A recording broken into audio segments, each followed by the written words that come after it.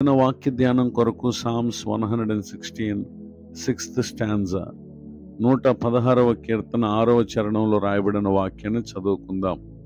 యెహోవా సాధువులను కాపాడువాడు. చదవబడిన ఈ వాక్య భాగంలోని దీవెన నా ప్రియులకు మీరందరూ పొందుదురుగాక. వాక్య ధ్యానం కొరకే ప్రార్థన. కృపగలిగిన మా తండ్రి, మీకు వందనాలు.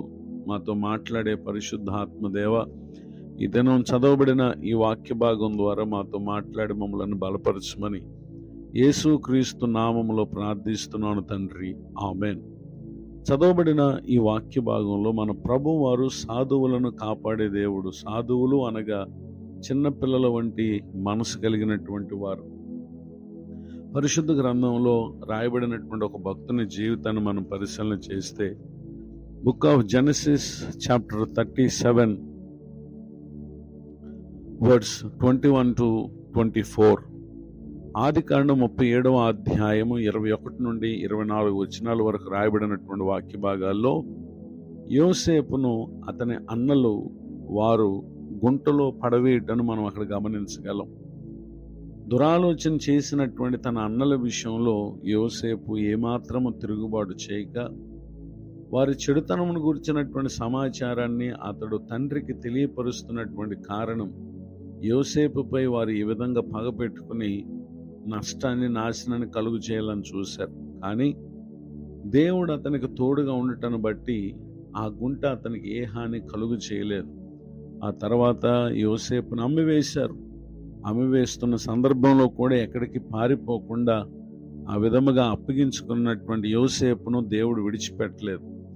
అమ్మబడిన యోసేపు పొతిఫర్ ఇంట నివాసం చేస్తూ ఉండగా ఐగుప్తు దేశంలో ప్రభువారు అతనికి తోడుగా ఉండటాన్ని బట్టి అతడు చేయనిదంతయు కూడా మేలు కలుగుటను చూసిన ఈ పొతిఫర్ చేసినటువంటి పని ఏంటంటే, అతని ఇల్లంతటి మీద అతని విచారణకర్తగా నియమించారు. ఆ తర్వాత పొతిఫర్ భార్య పాపం చేటికి తను ప్రేరేపించినప్పుడు ఎంతమాత్రం కూడా ఆమెతో ఒప్పుకోక అతడు ఆ చోటు నుండి పారిపోవటాన్ని మనం గమనించగలం.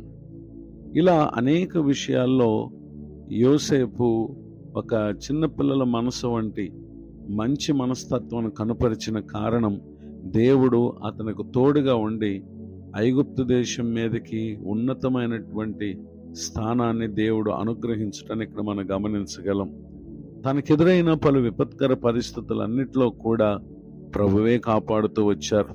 ఈ మాటలు వింటున్నటువంటి నా ప్రియ సహోదరి సహోదరులు, మనము ఎంత వయసు ఎదిగినటువంటి వారమైనా చిన్నపిల్లల చూపు మనసు వంటి మనసును ఎంతమాత్రం పగ తీర్చుకునే ఆలోచన, ఎదుటివారికి బాధను కలుగు చేసే ఆలోచన, నొప్పింపబడినటువంటి విషయాలను గూర్చి ఇతరులను నొప్పించేటటువంటి ఆలోచన, ఇవేవీ లేకుండా అందరి పట్ల ప్రేమను కనపరచుటలో, అందరి పట్ల దేవుని మార్గము నేర్పించిన రీతిగా ప్రవర్తించుటలో ఎవరైతే ఆసక్తిని కనపరుస్తారో నిశ్చయముగా అట్టివారు దేవుడు అనుగ్రహించేటటువంటి ఆశీర్వాదాన్ని పొందగలిగినటువంటి వ్యక్తులుగా ఉంటారు.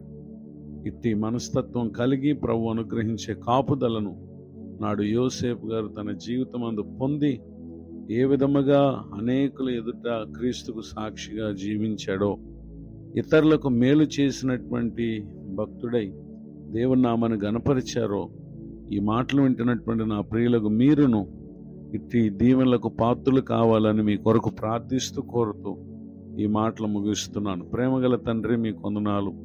నేడు విన్న ఈ మాటల ద్వారా సాధువులుగా మేము ప్రవర్తించడానికి సహాయం చేయండి.